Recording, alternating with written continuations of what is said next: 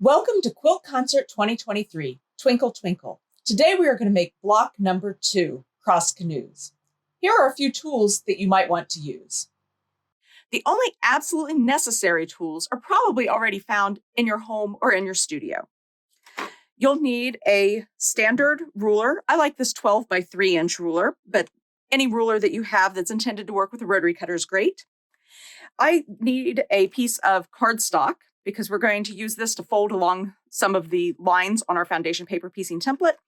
An index card, a greeting card, a strip of poster board all work great. Today I'm using a flyer from a quilt show, which you've probably picked up at some trip to another show or your local quilt shop, a rotary cutter, and a mat. There are other options that you will want to consider if you're going to do a lot of foundation paper piecing. If I was going to buy one tool, it would be the Add a Quarter Plus ruler. This particular ruler has a ridge that is a 1/4 inch wide that assists in the trimming of your seam allowances as we create the block. The other important feature in the Plus version is that the opposite edge tapers to a point, and that allows us to replace the cardboard piece that we've been using with a single tool in the Add a Quarter Plus ruler. As we go through, I'm going to talk a little bit about the Add an 1/8 Plus ruler, which is essentially the same as the Add a Quarter, only the ridge is cut at 1/8 of an inch rather than a full 1/4 of an inch. Other tools you may want to consider are a small iron near your sewing machine, but you can use your large iron if you prefer. And if you want to get away without having that small iron, try a seam roller to press seams as you go. For removing paper, I like this water pen from Carolina Moore and also tweezers. These are also from Carolina Moore. You may have tweezers already that you can use as well. Let's set up your sewing machine for some foundation paper piecing. When you go to set up your sewing machine for foundation paper piecing, there are a few things that you want to keep in mind. First, I like to have the patchwork foot on my sewing machine. That means that the needle to the edge of the foot is going to be 1/4 of an inch. And that's helpful, particularly when you go to put the foundation paper piece segments together. The second thing is that you'll probably want to adjust your stitch length at least, and there might be some other settings that you need to adjust as well. On my machine, which is a BERNINA 770 QE+, I have saved these settings in my save folder, and it will automatically adjust the settings for my machine. So I have a 2 stitch length. You might find that your machine wants to be slightly shorter than that, but I found that the 2 is working well for me, and that the tension between the top thread and your bobbin thread for me is working great at a 4. Yours might be just fine at a slightly tighter or even a slightly looser tension. Once you have these in place and your machine's threaded, we're ready to sew. How to foundation paper piece block 2. Today we are making block 2 for the Quilt Concert 2023, and this is based on a traditional block called Crossed Canoes. Whenever you're printing your foundation paper piecing templates, the very first thing you want to do is find that 1 inch square on the pattern and ensure that it does in fact measure 1 inch and that nothing crazy happened between the computer and your printer. Once you know that this is 1 inch, you can do a rough cut around your components that you're getting ready to piece. So when I'm looking at section A and section B, the biggest difference between these are that in section A, you're going to see fabric C indicated by this basket weave hatching. In section A, it's in the large section, section 1, and in section B, it's in the small section. And that will create the design for the block. The triangles indicate our background, and then the lines that are diagonal on this piece represent our fabric D, which is going to be my dark purple. Once we're ready to start, you'll notice that we have 4 pieces of fabric to go in each section. We're using a rough cutting method today, which means that in your pattern directions, we've given you the instructions for what sizes you need to cut. And if you rough cut, that'll guarantee that you will cover all of your space for your template. Now, there are lots of ways of foundation paper piecing, And if you have a favorite way, I encourage you to use that, because rough cutting, while it guarantees that all of your areas are going to be covered, is also not usually the most efficient means to foundation paper piece as far as saving fabric. One thing I hadn't mentioned in the supply section is that if you're doing a lot of foundation paper piecing, you may find that you really want to use a light board to help with the process. If you don't have a light board, that's not a big deal. What you're going to do is you're going to pick up your piece and you're going to hold it up to a light source as you work your way across. So anything that I'm doing flat can also be done by holding it up to your light source. I'm putting my piece of cardboard here, but on the line between sections 1 and 2 to get started. I want to pay attention to how the hatching marks are on each piece. So as you work across a foundation paper piecing template, you're going to work numerically. So you start with 1, go to 2, then we'll add piece 3 and piece 4 to finish the block. For piece 1, this is going to be fabric C. And you'll notice that this easily is covered by my rough cut square. If I'm using the cardboard method, I'm going to take my ruler, line up the folded edge of the template with the 1/4 inch mark on my ruler and trim away to 1/4 inch. That gets me ready for the next section, which section 2 is my background, which is indicated by the triangles. The thing to remember when you are foundation paper piecing is that if the fabric covers your template area while it is folded, it will also cover it once it's stitched and unfolded. So the very first thing that we do is, while this is folded, I have aligned my background fabric for section 2 so that you can see all of section 2, while that template is folded, is covered with fabric. Now I can trim away my excess seam allowance. If you are concerned about your fabric shifting between here and the sewing machine, like that just did a little, you can put a straight pin in the fabric. You can also use sew tights that have a magnet to them. That's also a good option. Or for larger pieces, you may even find that you can use something like a clover clip.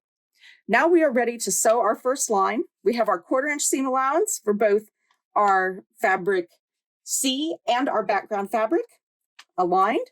And let's head over to the sewing machine. Now that we're all set up, I'm ready to stitch on my line. So foundation paper piecing, you always place the fabric on the non-printed side of the template, but we stitch with the printed side up. As I come over to the sewing machine, I'm lowering my presser foot. I want to stitch right where the line begins, and I'm going to take a couple of stitches and then I'm going to backstitch. And I always backstitch 2 to 3 stitches. And when I get to the end of the line, I'm going to backstitch 2 or 3 stitches. And this process of foundation paper piecing is a great place to use that automatic cut function on your sewing machine. Now you'll notice that this piece looks like there's nothing covering it, but when you flip your background fabric so that you're getting ready to press, your background piece fully covers section 2. Next, you come over to the iron, and I typically use a dry iron as I am sewing my foundation paper piecing on the templates. I'm going to switch over to my preferred method of the add a 1/4 plus ruler. And on the line between section 3 and the previously pieced segments, I'm going to fold my paper back once again. Make sure that has a nice crease. Allow that 1/4 inch ridge to guide me as I trim my seam allowance away. Now I'm ready to place my next piece, which is another background piece. And you'll notice that by rough cutting, I am guaranteed that I have enough fabric to cover. There is some waste here, but that's part of the trade-off and making sure that you won't have more waste by miscutting. Because we know that the paper piece is covered with fabric, because you can see the edge through the light board. Again, if you don't have a light board, hold this up to your light source. I can feel confident in trimming off my excess fabric. And now we're ready to go back to the sewing machine to sew section 3. I'm once again coming over to the sewing machine. I'm starting right where those lines intersect. I don't usually sew through my seam allowances, or at least not all the way. I take 1 or 2 stitches forward and then I backstitch for about 2 or 3 stitches. I stitch all the way to the end of the line, and then I backstitch a couple of stitches. Use that automatic cut function. If there's any thread hanging out, I go ahead and snip that. And while it doesn't look like it's totally covered now, when I flip this piece, it's going to be completely covered. To make sure that you are pressing as you go, because this is your only chance to press. And you will also notice that today I'm using solids. Right now I'm placing the add a quarter plus ruler on the line between section 4 and all of the previously pieced sections. And I'm folding that back. If my stitching lines have held it down a little bit, I'm going to gently pull, and it's going to tear the paper just a little to release that. Now for the final piece, I've got my square corner turned, and I'm going to lay it so that I'm sure that all of section 4 is covered. And I can see this through using that light board, or you can hold it up to your light source, that all of section 4 is covered. Using that add a quarter, I'm trimming off that edge, and then I head back to the sewing machine. I backstitched at the beginning of the line. As I come to the end of the line, I'm going to backstitch a couple of stitches. Use that automatic cut feature, snip any little bits of excess thread, and notice how it's not covered when it's stitched, but when it's unfolded, it covers and creates the end of this component. Once you have done all of the stitching to cover each segment of the block, you're going to line up your regular rotary cutting ruler with the edge of the block. That would be the outer edge of the very outer edge of each segment. For each block, we're going to make 2 blocks that have segment A and B coloring, and 1 block that has segment C and D coloring. For this first block of Crossed Canoes, which is block 2 of Quilt Concert, we've created our first segment A. We're going to make 1 more segment A, and we're going to make 2 segment Bs that are constructed just the same, except that they have a different color scheme. Advanced tips for foundation paper piecing. If you're really getting the hang of foundation paper piecing and want to take your technique just 1 step further, I'm going to show you how I incorporate the use of the add an eighth ruler to help with seam allowances where I'm piecing a lighter fabric to a very dark one. In this particular component, I have this very dark purple next to my light green. And the way that the seams are going to be pressed, there's a chance that this dark purple will create a bit of a shadow if even just a thread or 2 of it shows through. This is where the add an eighth ruler comes in for my foundation paper piecing. I don't keep the add an eighth ledge super tight to the paper, but pretty close to the edge. So I'm going to cut my seam allowance at just over 1/8 of an inch, which means that when I go to align my fabric for, in this case, it's going to be section 3, I can align it. And you'll also notice I'm using a method that uses a little less fabric. I'm going to align my paper template and my seam allowance so that the green edge sticks over just a little bit. This is useful not only when I'm worried about this dark fabric showing through my seam allowance, but it can also help if you're doing foundation paper piecing with lots of tiny pieces. So in this case, because I'm trying to save some fabric, I've aligned my seam allowance edge And I'm just making sure that all parts of the section I'm trying to cover, which here is section 3, are going to be covered by fabric once it's trimmed. I'm going to just sneak that up and trim here. And now I'm ready to stitch, and I'm going to proceed just as I normally would. Assembling block 2.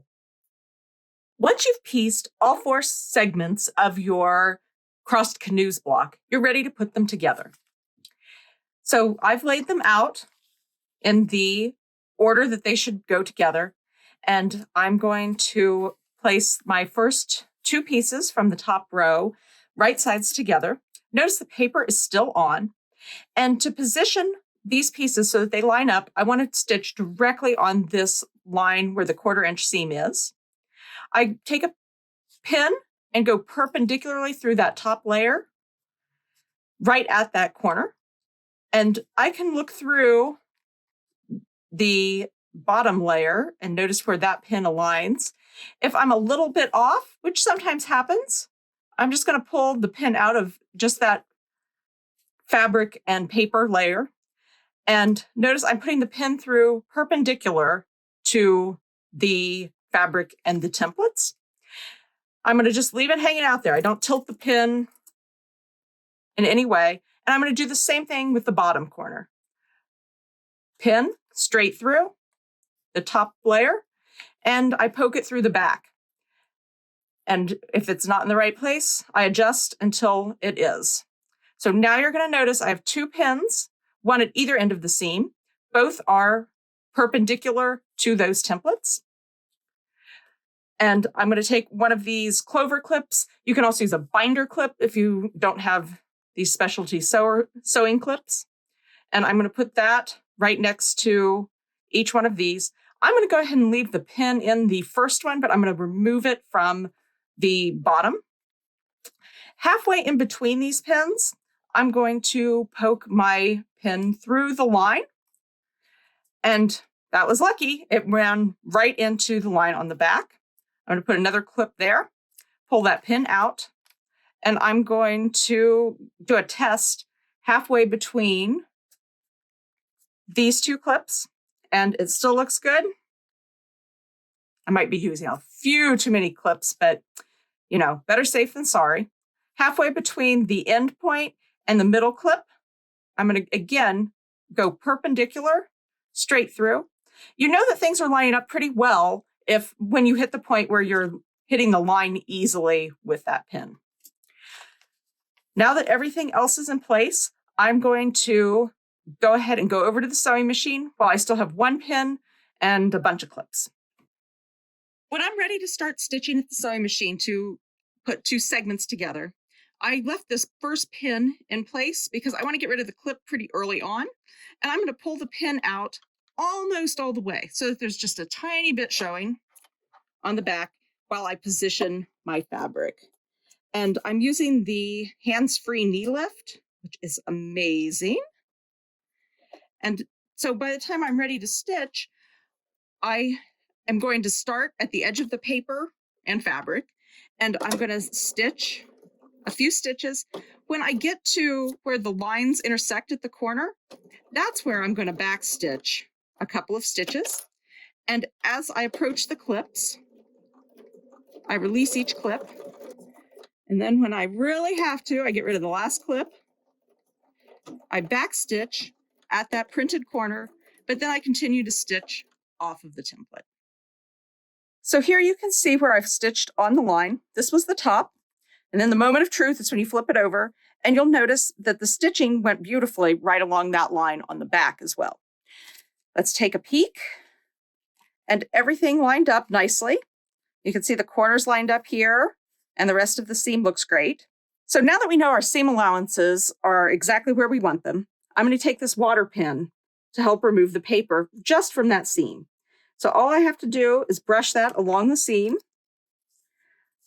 and the paper is going to tear really easily off of the seam allowance. I'm going to do that same thing on the other side. Sometimes it might take a second because I just use regular copy paper that I keep in my printer for foundation paper piecing. Once those seams are removed, I'm going to lay this open. And I do almost always end up pressing my foundation paper piecing seams open when they're combining two segments. It helps to reduce the bulk. Give that a good press. And we have the top row of our block put together. Go ahead and do that with both your top and bottom rows, and I'll show you how we put those two rows together. We have just one more seam to complete our Crossed Canoes block. We have our two rows put together, and our seam allowances are pressed open. So now I'm going to put these right sides together. It's pretty sides together.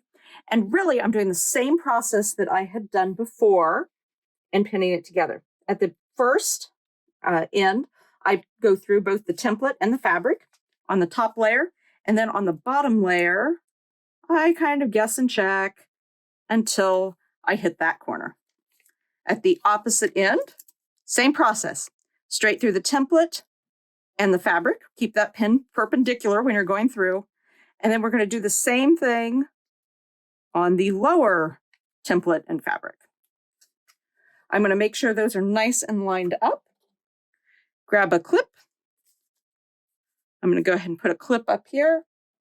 That pin keeps those lines aligned when it's perpendicular, and the clips keep it from sliding side to side. On this particular piece, we actually have a few points that we want to bear in mind to keep lined up.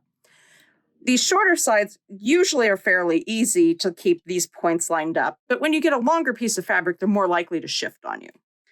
I'm also going to be paying attention to the center point because I want to make sure that it's going through the center of that seam on both the top and the bottom piece. Keeping that pin perpendicular, I'm going to grab another clip, put that right there. At this point, I can pull the pins from the second end and the center. I'm going to keep that first pin there because I'll help align that once I get to the sewing machine. Halfway between the first and second point, pin goes straight through, perpendicular. You see how it went right through that line on the second side. That means things are lining up beautifully for me. Hopefully it will continue. And I put a clip on it. And I can use that same pin to go straight through the point between the final clip and the center clip. That wasn't quite perpendicular, but it is going through the line. So there, we've got a perpendicular pin going through that line on both sides. Add a clip. So it's going to look like this. A clip and a pin at the first. Then I'm going to have another 4 clips along to hold it in place as I sew. When I approach the sewing machine, once again, I'm going to remove that first clip. I'm going to pull the pin almost all the way out, just enough to keep those points together as I am aligning the presser foot. If you have that feature where you can raise and lower your presser foot with your knee, that is the place to use it. I started stitching at the edge of the template. When I came to the printed corner on the template, I went ahead and backstitched a couple of stitches. As I sew the line, I'm removing my clips as I go. When I get to the end, once again, I'm going to backstitch where that printed corner is, then stitch off the edge and use that scissor function to cut my seam. You'll notice how that stitching line on the back looks just as good as it does on the front. Now we open it up and we look and see how our center points come together nicely. If for some reason they don't, you can release part of that seam right in the center and repin and clip, maybe add a few more clips and realign and get it too. But this one looks great.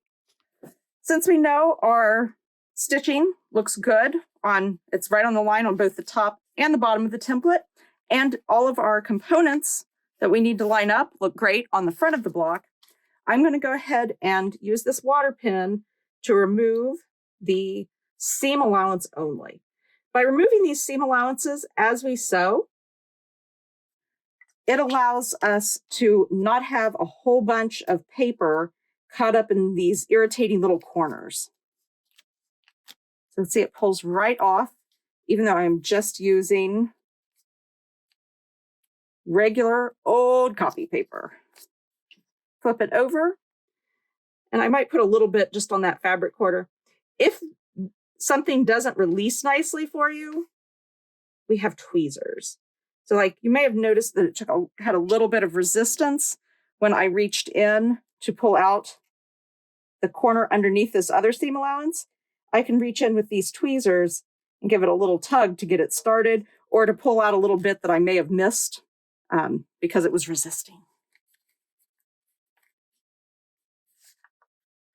Okay, all that seam allowance is gone. I'm going to press this seam allowance open. These also press open much more nicely if you have gotten rid of all that paper.